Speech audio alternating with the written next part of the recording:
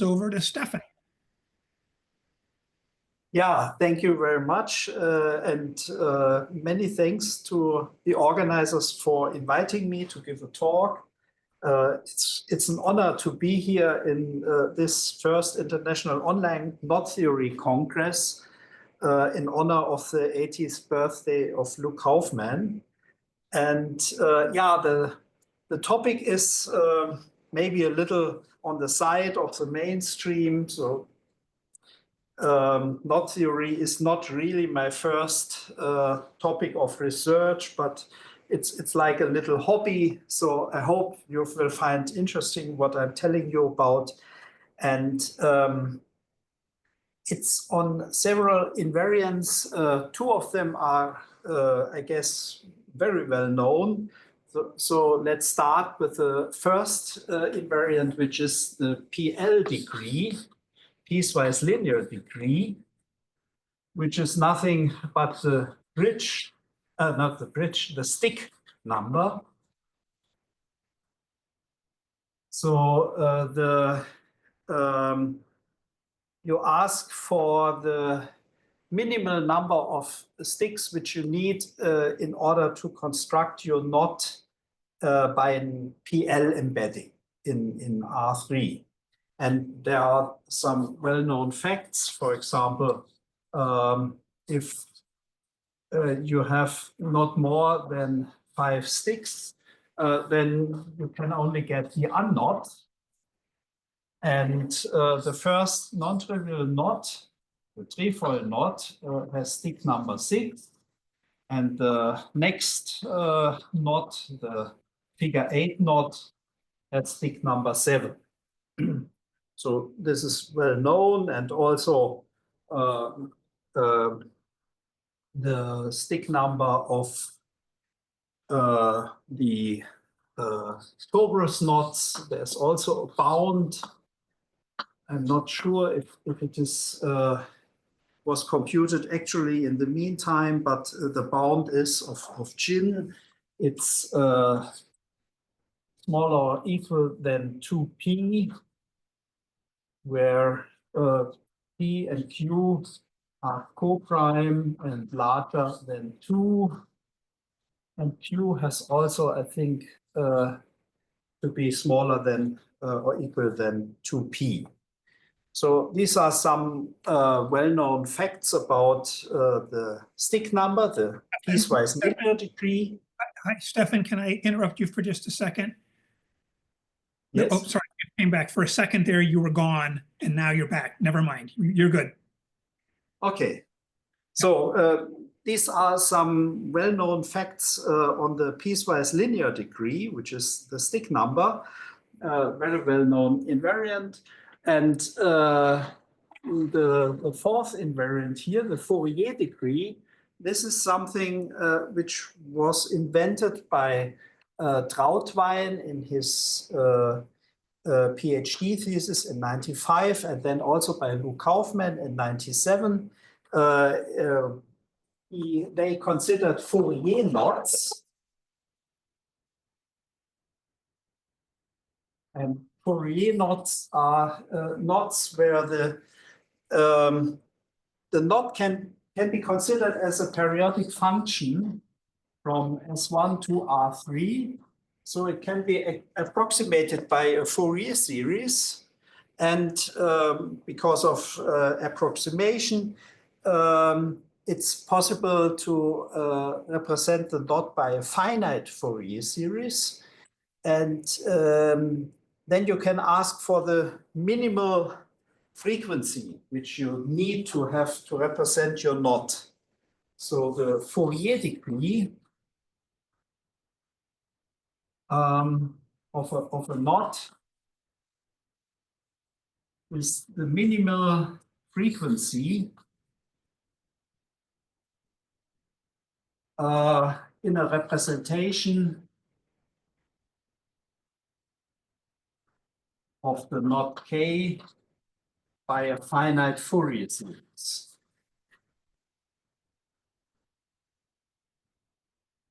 Of course, a representation of the knot up to isotropy. And yeah, that's also an interesting invariant. And here the minimal complexity which is needed is 3. So if you have a knot and you have only the ground frequency and the next one, so it's only frequency, if you have only frequency 2, then it is it's the unknot. And the Fourier degree of the trefoil knot is 3, and that's equal to the Fourier degree of the figure 8 knot. There's also a result on the Fourier degree of the torus knots,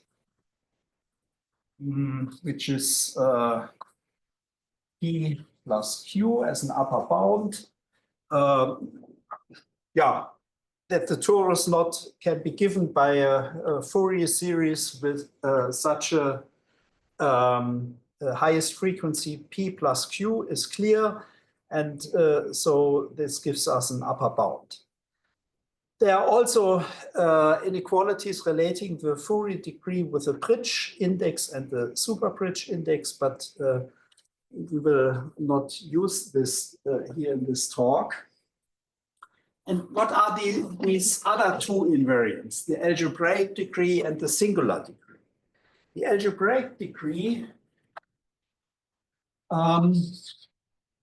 this is something which I defined more than 10 years ago, about 2013.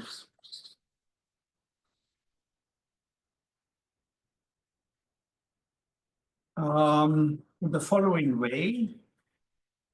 Yeah, this that's maybe a funny story. I thought about this invariant because at this time our institute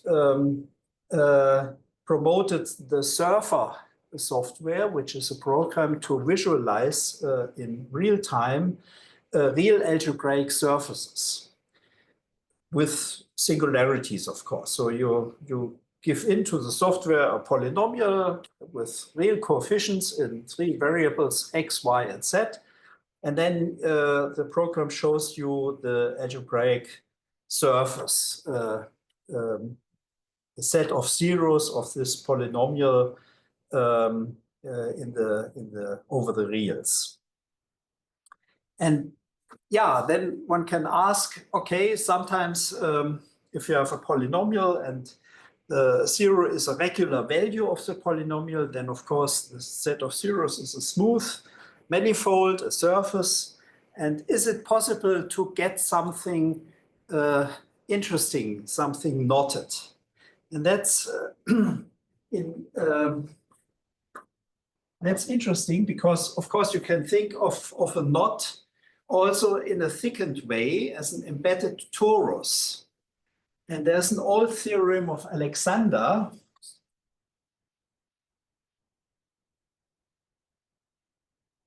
which states that if you consider embeddings of a torus into R to the 3 up to isotropy, then this is nothing that but knot theory. So you automatically, you have in the complement of the embedding, you have 2 components.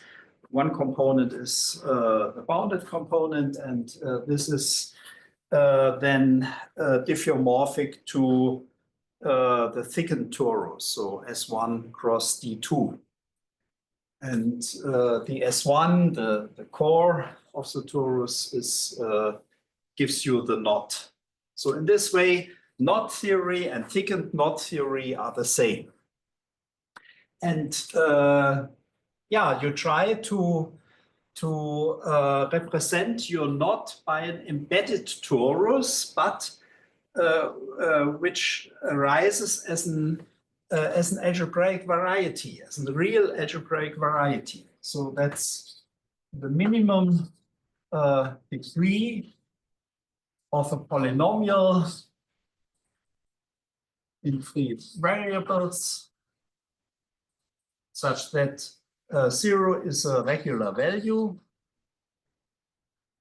and the 0 set, the variety belonging to F, gives you your knot up to homotopy.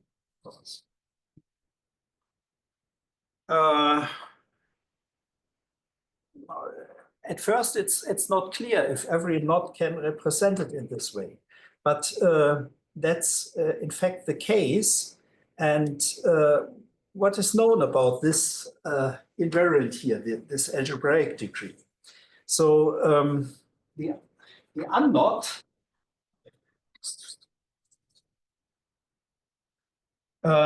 in order to embed a torus into R to the 3 in an unknotted way, you even have to take a polynomial of order 4. So the unknot has algebraic degree 4.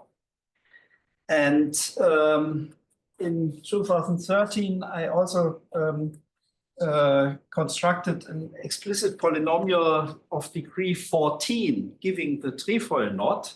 So the algebraic degree of the trefoil knot is bounded by 14. And later,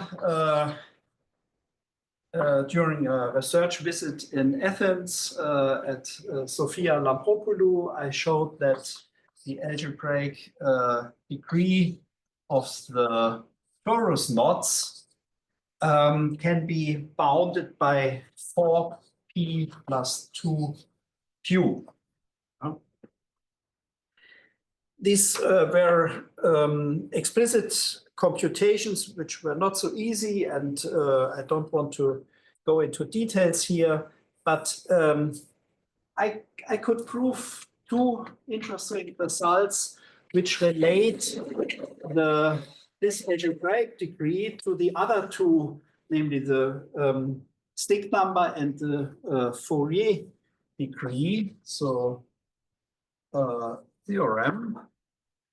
And this also shows that every knot has a representation as a real algebraically embedded torus in R to the 3. So the algebraic degree of a knot is smaller than 2 times the stick number of the knot. And it is also can also be bounded by the Fourier degree of the knot. But here the coefficient is probably not very good. So I could only prove this with a factor of 12, which is, I guess, not optimal. So this was also like 13 years ago.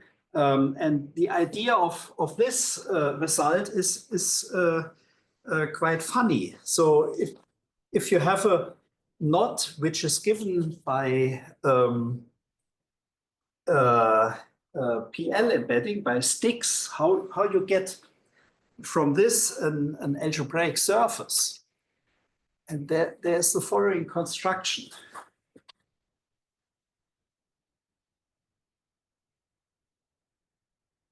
So suppose you have your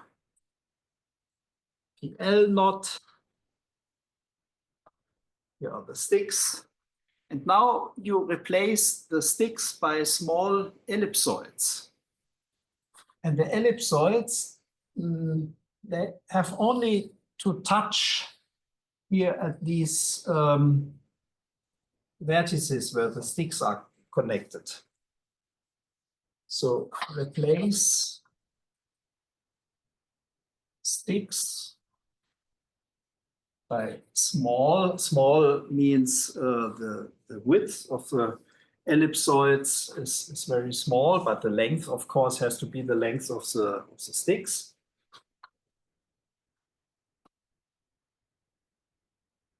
Ellipsoids which are touching, that's also important.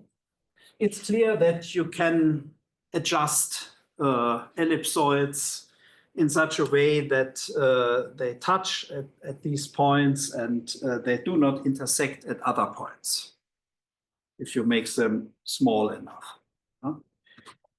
So each ellipsoid is given by a quadratic polynomial fi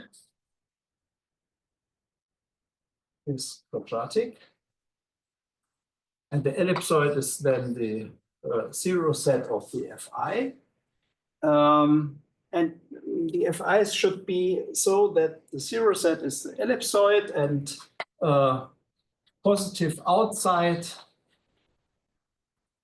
and negative inside. That fixes the sign of the quadratic terms. Yeah, and what you are doing now is the following: as the polynomial fxyz, you take the product over all sticks of these quadratic polynomials. This is then the real variety, but just the union of the ellipsoids, and it has singularities at the touching points.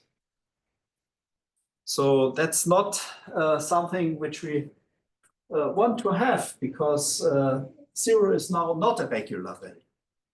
But if you make only a small variation by an epsilon, so a small positive epsilon, then the following happens. You smooth out all the singularities. So you get something like the boundary of a smooth neighborhood of the union of these ellipsoids. And this is what we want to have, namely a polynomial. 0 is a regular value, and it gives you an embedded torus, which represents the knot. And the degree of the polynomial is, of course, just double as the number of sticks you need to represent your knot. So this shows the first inequality. In order to show the second inequality, you have to use more advanced computations. You take a Fourier sum, and then you compute the tubular neighborhood of a certain radius. And this gives you two polynomial equations, and then you have to take the Sylvester resultant in order to get one polynomial from this. So, and because of the resultant, you get this extra factor 12, which is probably not optimal. So when I explained this some years ago to an algebraic geometer, he said to me, "Oh, that's nice, but you know, usually in algebraic geometry, you also consider knots, but as boundary knots of singular points of complex curves with singularities." So that's a different construction, and this leads to the fourth invariant, which is very new. Just a few weeks ago, I started to show that this can be related to the algebraic degree. So the singular degree of a knot is defined in the following way.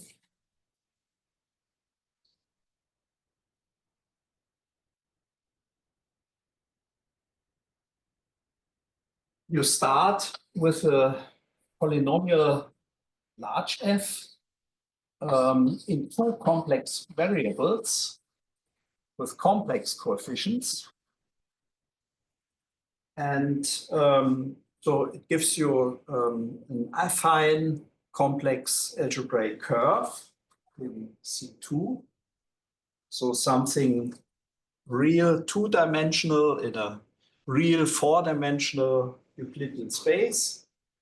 But in general with singularities. And here it's important that you have a singularity. So you assume that the zero is a point of the variety of the zero set, and it has to be an isolated singularity. That's our assumption. And what we can do now is the following. We take the intersection of this two-dimensional surface with a singularity with a small sphere of radius epsilon around the singularity. This is something which in algebraic geometry and also in differential topology is a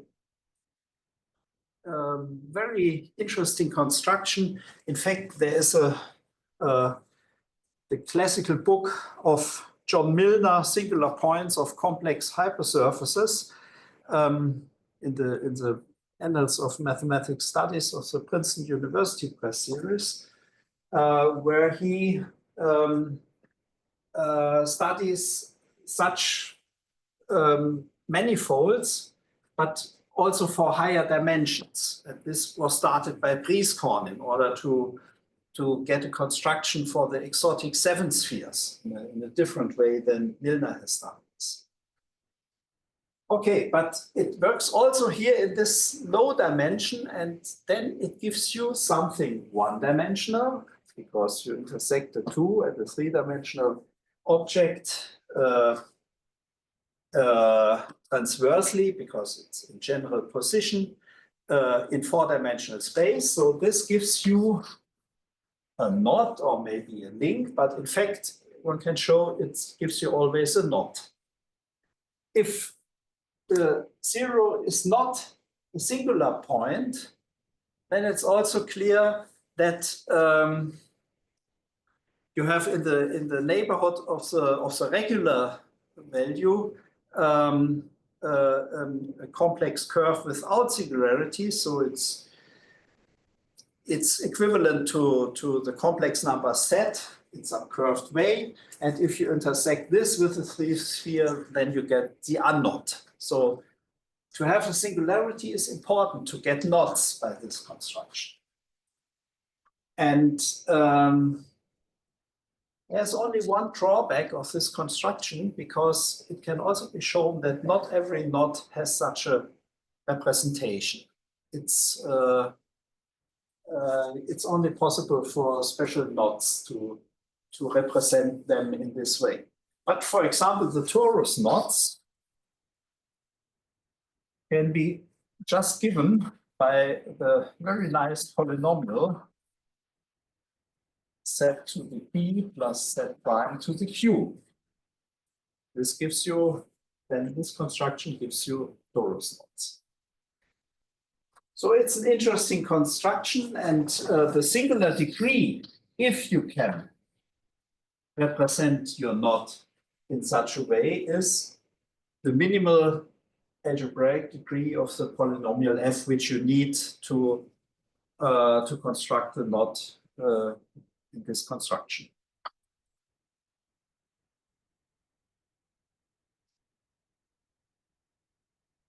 So how this singular degree is then related to the other invariants, and I have found the following relation to the algebraic degree. And this is just a result which is 3 weeks old, namely the algebraic degree of a knot, which has such a singular representation, can be bounded by 4 times the singular degree of the knot K. Yeah, in order to show this, one has to do some algebra, and here I give you some details. So the proof works in the following way. And this is something which happens here in Oberwolfach quite often, that people talk on results which are not written down at the time of the talk. So that's really fresh.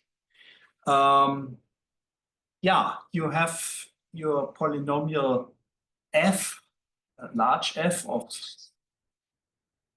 z and z prime. And this can be written as the real part and the imaginary part, and also in the variables.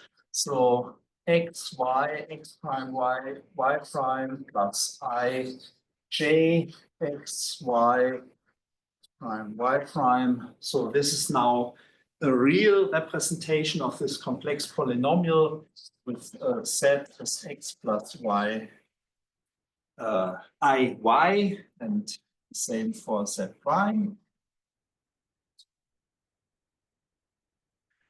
And now you have the three equations which define your knot, namely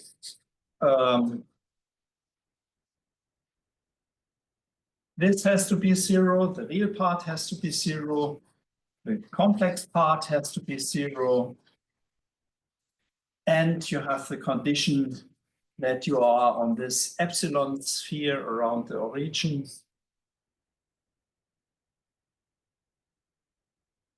And you have to solve these three equations, and the set of zeros of these three equations gives you the knot in the sphere. And in order to get a surface knot, now you have to do the following. You have to use algebraic elimination. And this can be done here very easily. You don't need a semester resultant, because if you have a quadratic condition, this can be done by hand very easily. And it works as follows. So here we can replace the variable y prime by plus minus the square root of epsilon square minus x square minus y square minus x prime square. And this you introduce into equations 1 and 2, but that's then not an algebraic equation because it contains this root. And what you are doing is you write your polynomial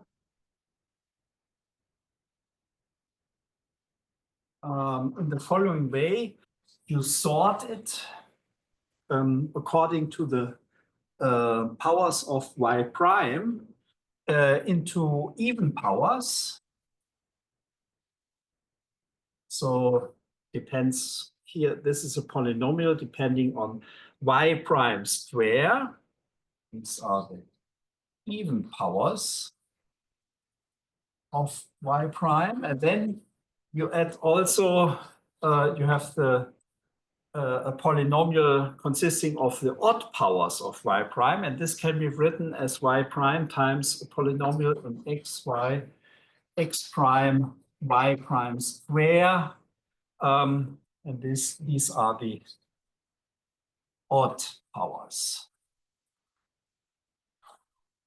And the condition that f is 0 with this constraint by equation 3 can be expressed like, here you have f0 is equal, f0 of x, y, x prime, and here y prime square. This can be replaced by epsilon square minus x square minus y prime minus x prime square. And this is minus y prime times, and here the corresponding expression for f1 So the fourth coordinate is here also epsilon square minus x square minus y square x prime square. And now you have still this variable y prime, which is square root of the other variables. And in order to get rid of the square root, you take just the square of this equation. So you define h of x, y, x prime as the polynomial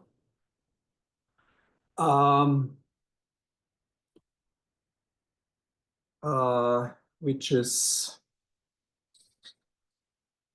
this f0 to the square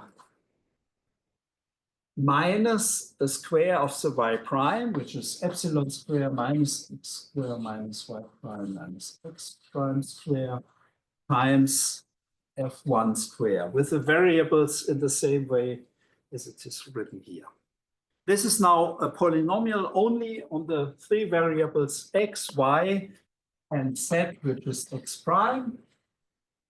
And this is the result of substituting in the first equation y prime by this square root in an algebraic way. So this is something which I have also learned as a topologist only 10 years ago. And I was very surprised that it's not only possible to eliminate variables in algebra in the linear case, but in arbitrary nonlinear polynomials. So that's nonlinear variable elimination. That's the most easiest case of a quadratic variable elimination. Okay, so this is 1 together with 3 is then the condition h of x, y, and z is 0. And in the same way, make the same construction here with the polynomial g. So second equation plus third equation is equal to a polynomial also in the three variables x, y, and z. That this is 0, which is constructed from g in the same way as h is constructed from f. What happens to the degrees? So the degree of h and of k is double of the degree of f and j. So degree h, 2 times degree f, degree k is 2 times degree g. But the degrees of g and f are, because they are given as the real and imaginary part of the complex polynomial, they are equal to the degree of the complex polynomial f where we have started. So this step has doubled the degree. But how we get the next factor of 2. And yeah, that's also easy to see, because now we have only to use the following idea. Your knot k is here represented as the 0 set of the polynomial h intersected with the 0 set of the polynomial k. So surface intersected with the surface. The intersection is transverse because the real and the complex part of the polynomial large f are transverse to each other. And this shows that for the thickened torus, what you have to do is not to consider the equations h of x, y, and z is 0, which is also k of x, y, and z. But in order to get now the tube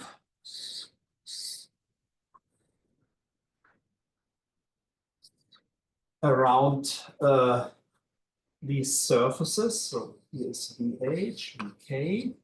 Now you want to construct the tube, the thickened torus around this K.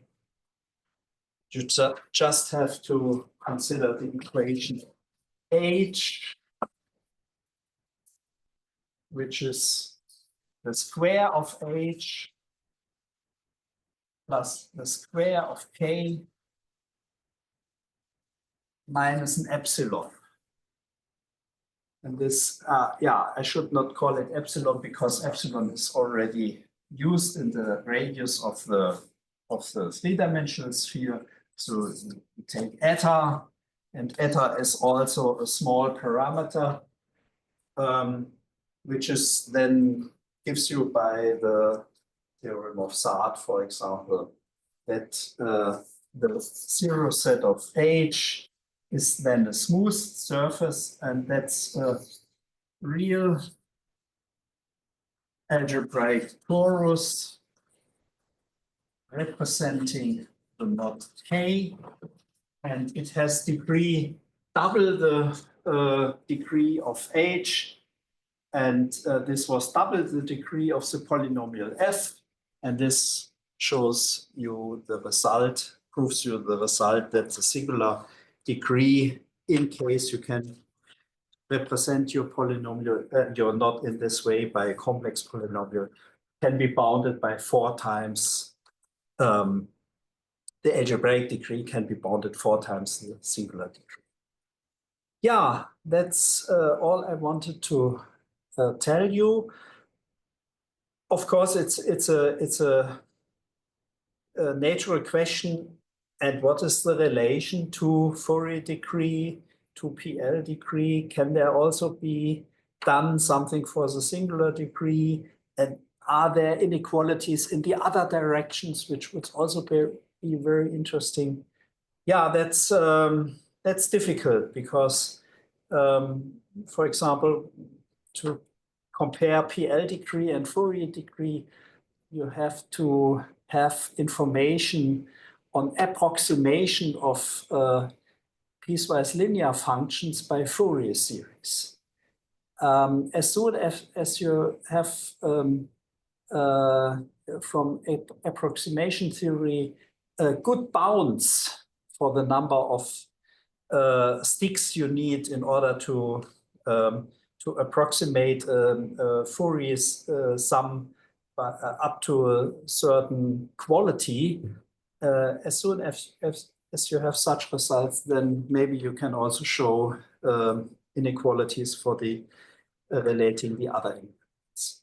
Yeah, thank you very much for your attention, and also all the best to Lou Kaufman for his round birthday.